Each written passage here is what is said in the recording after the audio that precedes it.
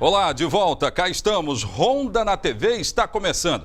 A turma chegou e aí nós vamos trazer o jornalismo prático que você gosta de ver todos os dias. Muito obrigado pelo carinho de vocês, viu? Hoje passa pelo nosso programa o caso do carro forte. Lembra do caso do carro forte lá de Soretama? A quadrilha que foi presa em São Paulo, será que é a mesma que veio aqui bagunçar o quilômetro 117 da BR-101? Você se lembra do caso? Era 10 de agosto deste ano, quando de repente homens interceptaram um carro forte da empresa Brinks. A sede, inclusive, é aqui no bairro Lagoa do Meio. Hoje eu vou falar sobre isso. E o delegado Fabrício Luciano, que tinha as investigações, agora tem a companhia da Secretaria de Segurança Pública do Estado. Ela também deve ouvir os integrantes que foram presos. E por falar em Soretama, mais um homicida tirado de circulação. Eu vou dizer também, e olha, essas armas que aparecem aqui na cidade, você já consegue decifrar o caminho que elas fazem até chegar nas mãos das pessoas que praticam crimes? Põe no ar aí. Eu tenho imagens de armas que foram, na verdade, fabricadas aqui na cidade. Dá só uma olhada, tira esse dedo da frente, menino. Pois é, tá vendo essa arma aí, ó? Essa é uma arma. Qual é o calibre dessa arma?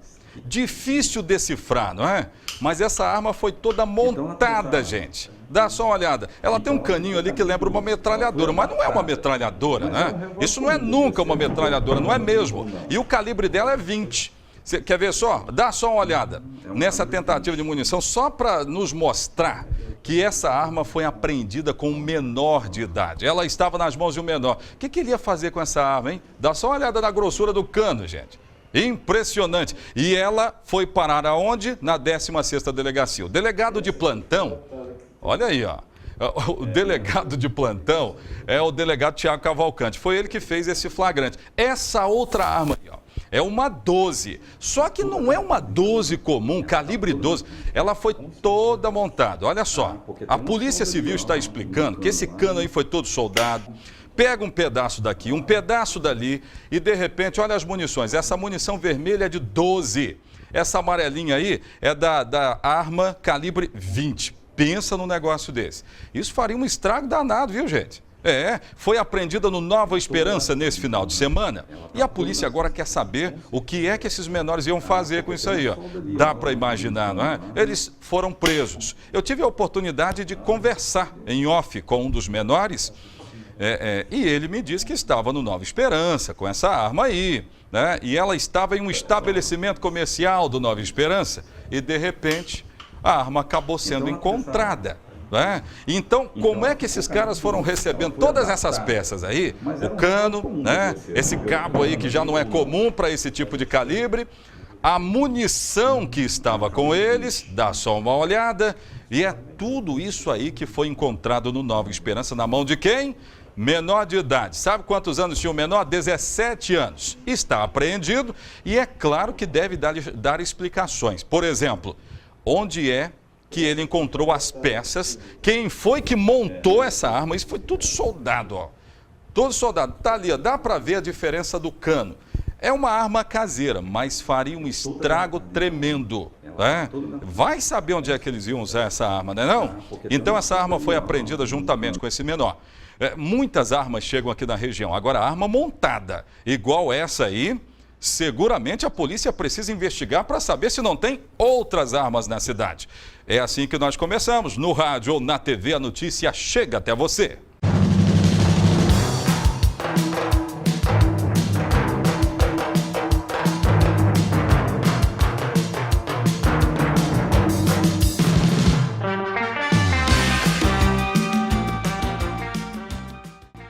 A primeira arma me lembra muito o Estado Islâmico, né? Eles montam algumas armas lá para entregar na mão dos recrutas menores. Estado Islâmico, decore isso. Você se lembra do dia 10 de agosto deste ano? Em 10 de agosto, eu e a minha equipe de reportagem estávamos no quilômetro 117 da BR-101. Lá encontramos uma cena fortíssima. Aliás, um cenário de muitos tiros. Um carro forte da empresa Brinks acabou sendo interceptado por bandidos. Ele saiu na noite anterior, foi justamente no dia 10, né, onde aconteceu isso. Dia 10, saiu de Pedro Canário, passou por São Mateus, quando chegou no quilômetro 117 da BR-101, foi interceptado por bandidos que tinham uma Land Rover, não é um carro comum, e armas pesadas. Anunciaram assaltos através de tiros. A troca de tiros foi muito pesada e, de repente, eles trocaram tiros com os guardas da Brinks. Não conseguiram levar nada na época, mas um caso que ainda está sendo investigado. Nessa última semana, uma quadrilha foi presa em São Paulo e a suspeita, ela pode ser a mesma que assaltou o carro forte em Soretama. Os detalhes agora, põe no ar. A investigação para encontrar os autores do assalto ao carro forte da empresa Brinks em Soretama passa agora pelos depoimentos desta quadrilha, presa na última sexta-feira numa movimentada rodovia de São Paulo. Eles são suspeitos de participarem em assaltos em território paulista. Depois de denúncias anônimas e meses de investigação, os integrantes foram presos. Veja o momento da prisão feita por PMs, lotados na capital do estado. Quando a polícia os encontrou, conseguiu apreender várias armas. E não são qualquer armas. O farto armamento e pesado fez a polícia suspeitar de outros casos, não apenas em São Paulo, mas até no Espírito Santo. As investigações para elucidar o caso do assalto ao carro forte da Brinks em Soretama estão sendo tocadas pela polícia de Soretama em conjunto com a polícia de Vitória. Os depoimentos devem ser tomados em São Paulo dos envolvidos. Mas a questão agora é saber por que é que a polícia suspeita que os presos em São Paulo são os mesmos que passaram por Soretama e assaltaram o carro forte da empresa capixaba. A notícia da prisão da suposta quadrilha fez a Polícia Civil Capixaba ficar em alerta. O delegado que iniciou as investigações disse que não dá para confirmar a participação dos presos no assalto em Soretama. Por enquanto, só se levantou que é o mesmo modus operandi, a mesma forma de cometer o crime. Por conta disso, é que está se cogitando a possibilidade de serem os mesmos elementos. Todos os envolvidos devem ser ouvidos por policiais do Espírito Santo em São Paulo, que buscam esclarecer o assalto que chamou a atenção dos moradores de Soretama. Pelas primeiras informações que nos chegaram, realmente são todos daquela região de São Paulo. Mas o que fez a polícia suspeitar da participação dos presos em São Paulo no caso registrado em 10 de agosto, no quilômetro 117 da BR-101? Para o delegado, estamos falando de assaltos com as mesmas características. Trabalhos foram feitos no sentido de que, já que usam o mesmo tipo de equipamento, o mesmo tipo de arma, o mesmo tipo de veículo com furos nos vidros traseiros, poderia ser que sejam os mesmos elementos, entendeu? Veja o carro que foi apreendido pela polícia na última sexta-feira. Trata-se de um Vectra que não tinha restrições e que tinha no vidro traseiro buracos cobertos por uma plotagem de propaganda para desviar a atenção da polícia.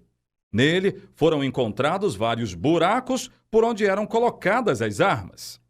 No caso de Soretama, a característica era a mesma, porém o carro era diferente. Foi esta Land Rover. Veja que, com relação às características, eram as mesmas do último veículo encontrado com a quadrilha. Vidro traseiro coberto por propaganda e nele buracos por onde eram colocadas as armas. Para a polícia, isso possibilitava intensas trocas de tiros. No local do assalto, um dia depois, foi possível ver marcas do fogo cruzado entre assaltantes e guardas da Brinks. Os bandidos explodiram a porta do carro forte, porém não conseguiram levar nenhuma quantia em valor. Aproximadamente R$40 mil estavam sendo transportados em um cofre dentro do carro forte, o que pode ter feito os assaltantes desistirem da concretização do assalto. Pois é, a polícia capixaba agora quer saber se são os mesmos, né? Me retorna lá com essas imagens, por gentileza, porque eu tenho aí alguns comentários nesse caso, porque eu conversei hoje de manhã com o delegado Fabrício Lucindo, que juntamente com a Secretaria de Segurança do Estado, né, vão trocar informações. A verdade é essa. Esses aí, ó, 1, 2, 3, 4, 5 pessoas que teriam praticado um assalto em São Paulo e a polícia seguia já informações deles. Foram rastreados, participações, né, já teriam sido comprovadas, e aí o momento da prisão, ó. Esse momento da prisão aí é muito importante. E as armas que eles utilizavam, gente, não eram qualquer armas, não. muitas armas pesadas, olha só, que cabiam justamente naquele buraco lá que você viu, né? Tanto na Land Rover como agora no Vectra. E esses dois carros não tinham nenhuma restrição. Esse é o grande detalhe. Agora, as investigações continuam para tentar chegar até os autores, né? E tentar comprovar a participação deles, o que ainda não se pode dizer. O delegado foi muito claro aí. Olha, pode voltar aqui para mim. Daqui a pouco o doutor Oswaldo Ambrosio Júnior vai falar sobre as armas que eu mostrei logo na entrada do programa. Tem as armas aí? Mostra de novo, por gentileza. Armas que foram fabricadas aqui na cidade de Linhares. Dá só uma olhada. Isso aí, gente, faz um estrago tremendo. Mas dá para perceber que tudo isso foi montado? Pega um cabo daqui, um tamborzinho dali, pega um negócio e outro, um parafuso, dá só uma olhada. Então, olha o que acabou resultando. Pesadíssima essa arma. Ó. E muitas munições nela. Que diria doutor Oswaldo Ambrosio, hein? Será que uma vez presos, aqueles que têm posse dessa arma aí, que estavam com ela, né? Não é posse, armas, que tinham essas armas, será que a cadeia deles vai ser facilitada? Não vai ser? Porque eles montaram essa arma. Daqui a pouco nós vamos responder. No Honda.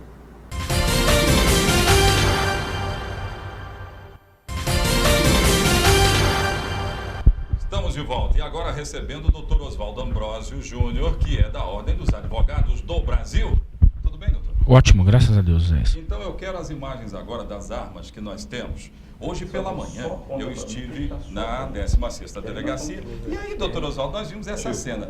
Dá para perceber que pegaram um pedaço daqui, um pedaço dali, foram montando essa arma que foi encontrada nas mãos de menores no Nova Esperança, no final de semana, e eles foram apreendidos. Me parece que tem um maior de idade nessa história, mas dá para perceber, parece uma metralhadora, ó.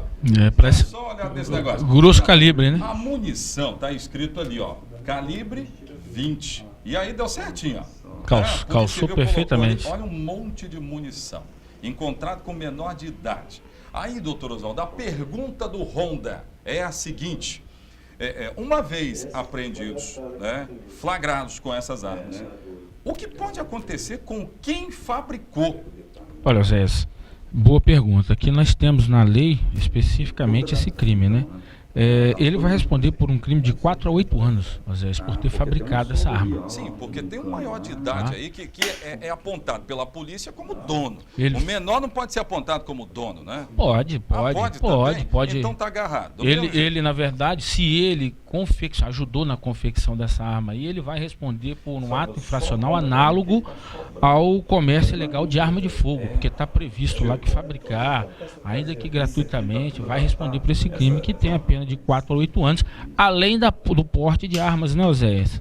Porque se é um calibre 20, tem que saber se é restrito, se não é restrito. Se não for restrito, a pena é de 2 a 4 anos, e se for restrita, de 3 a 6 anos. Né? Agora, eu entendi aquele espaço ali logo na frente, parece uma metralhadora, né? Aquele cano ali de suporte na frente. Coice, né? Essa arma é pesada. Sim, grosso calibre. Se um menor dispara esse negócio aí e não tem aquele suporte, seguramente ele vai ser levado a alguns metros de distância. Então, se estava com um menor, significa dizer que foi muito bem projetado para um menor, doutor Oswaldo. Na verdade, Osés, eu tenho muito pouca experiência com arma de fogo. Não, né? Eu nenhuma. Eu vi hoje esse negócio. Dá só uma olhada, isso aí é uma 12, ó. Pois é. Mas dá só uma olhada nesse cano. Porque aparece ali nesse cano, olha bem, a imagem está parada. Tem uma solda dando a entender que pegaram um pedaço aqui, um pedaço dali e foram montando essa arma. Ó. Pois é, existe um crime específico para quem fabrica armas de fogo. Porque não se pode fabricar arma em casa, né? Não pode fabricar. Sem autorização não, Zé, você tem que ter autorização. Né? Para você fabricar, você tem que ter autorização do órgão público. E aí essa pessoa que fabricou, se chegarem, né, a também a autoria, né, Zé, porque ele pode dizer que adquiriu a arma dessa forma também. Nós não sabemos o que diz o inquérito policial, né? De repente pode dizer, não, eu adquiri. Não, eu fabriquei, foi eu mesmo que fiz. Mas eu conversei com o menor, importante isso então. E ele disse que recebeu dessa forma. Então o senhor já matou a charada. Mas sempre ele vai dizer isso, né? Sem dúvida alguma vai dizer isso, porque eu encontrei a arma, né, senhor delegado? Aí o delegado vai lá, que é o Tiago Cavalcante, ele vai ter agora, né, um trabalho de investigação minucioso aí. Esse realmente ele vai ter que concluir o inquérito dizendo se o menor também fabricou a arma ou só se ele estava utilizando da arma. Vamos repetir então, para a gente fechar. Quantos anos dá esse negócio? O cara chegar, começar a montar uma arma e acha que não vai dar problema? 4 a 8 anos, José. 4 a 8 anos. 4 a 8 anos. E se estiver portando, ainda vai responder a pena correspondente de estar portando, que é de 2 a 4 anos, se for de uso restrito. Se for de uso não restrito, se for das Forças Armadas, de 3 a 6 anos. O menor ainda está apreendido. Mas tem 17 anos. Tem 17. Provavelmente o juiz colocará ele em liberdade, né? Porque tem que saber se ele estava só portando a arma ou se ele estava ameaçando alguém. Se o crime não for o crime análogo ao ato infracional, não for de grave violência à pessoa, o juiz tem que colocar em liberdade, tem que reintegrar a família. Isso é o que diz a lei. É o que diz a lei. Muito bem. E é o que eu não concordo. Eu expresso a minha opinião. Olha, daqui a pouco eu volto, vou falar de um homicídio em Sooretama, onde o delegado Fabrício Lucindo diz que tirou o homicida das ruas. Eu volto daqui a pouco.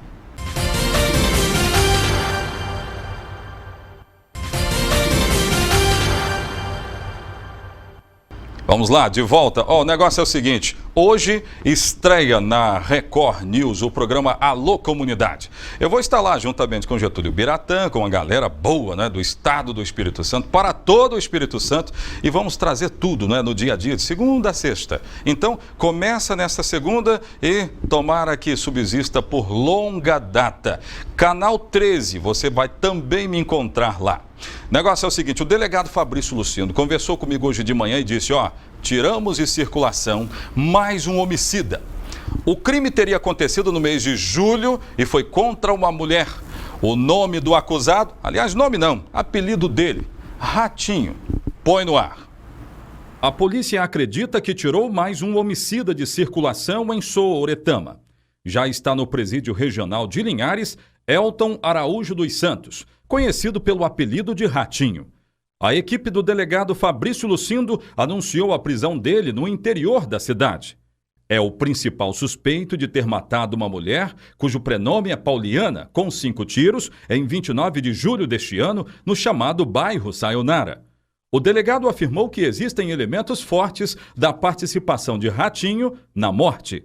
O Ratinho ele foi reconhecido como autor de uma tentativa de homicídio de uma mulher lá em Sooretama, há praticamente um mês e pouco atrás, e ele confessou o crime ontem depois que foi preso. Por conta disso, a gente indiciou ele por esse crime. O trabalho de investigação foi criterioso até chegar ao suspeito, que, segundo consta no inquérito, é réu confesso. Recebemos algumas denúncias anônimas em uma oportunidade anterior. Ele conseguiu fugir junto com o comparsa dele, o Jean Paulo Ovidio, conseguiram fugir os dois juntos de uma casa que estava praticamente cercado pela polícia.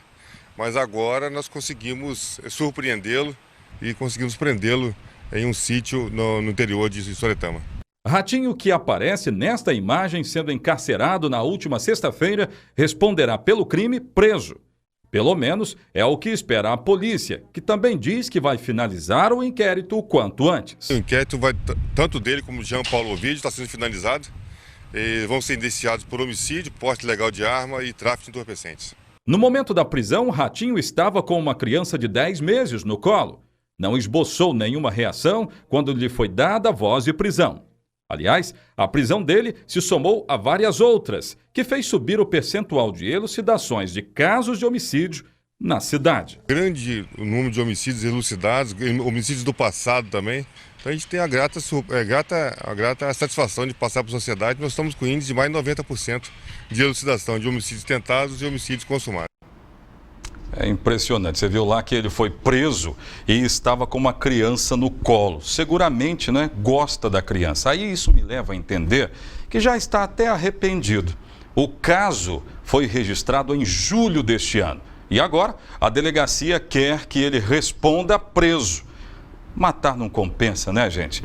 Mas as pessoas não contam até 10. Não é? Se contassem até 10, quem sabe, não é?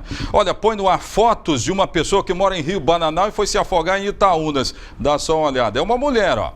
Alguém estava passando nessa região aí de Itaúnas e uma moradora de Rio Bananal começou a se afogar. Claro que o socorro veio rapidamente, ó, muita gente ali. A informação que eu tenho que essa moradora, que eu não tenho aqui a identificação dela, já está bem, né? Mas todo cuidado é pouco nas praias da região, né? Com tanto histórico de afogamento aqui na nossa região, seguramente há de se tomar cuidado, sem dúvida alguma, não é? Olha a mulher sendo atendida, algumas pessoas que viram a cena já chamaram ali reforço, os próprios banhistas já chegaram junto.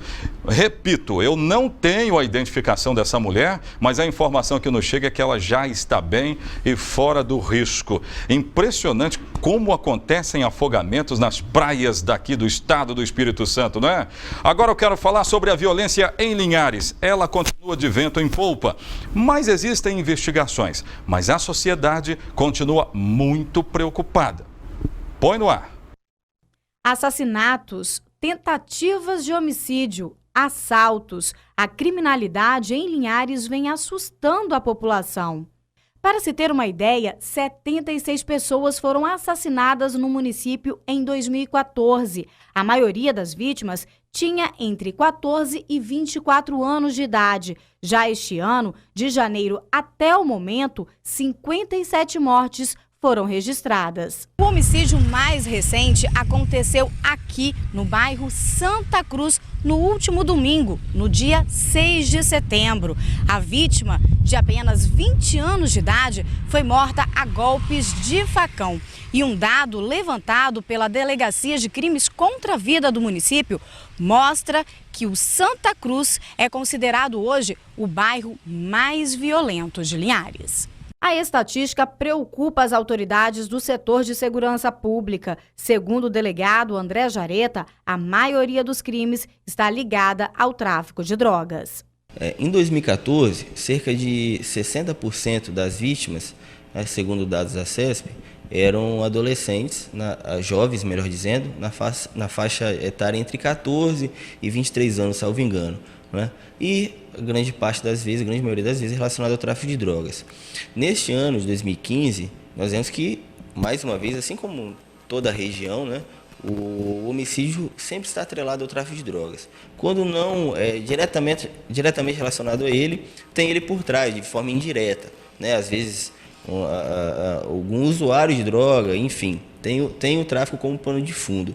Cerca de 80% dos homicídios registrados na cidade já foram elucidados e encaminhados para a Justiça. Agora, a Polícia Civil trabalha na tentativa de reduzir esses números. São cerca de 40 homicídios consumados que já foram devidamente concluídos e encaminhados ao Judiciário, né, com indiciamento dos autores, a maioria deles já presos, e os que não estão presos, a grande maioria também com requerimento de prisão, né, já pendente só o decreto por parte do magistrado. Pois é, eu acho difícil reduzir índice de homicídio quando nós fabricamos armas caseiras de grosso calibre, como eu mostrei no começo do programa.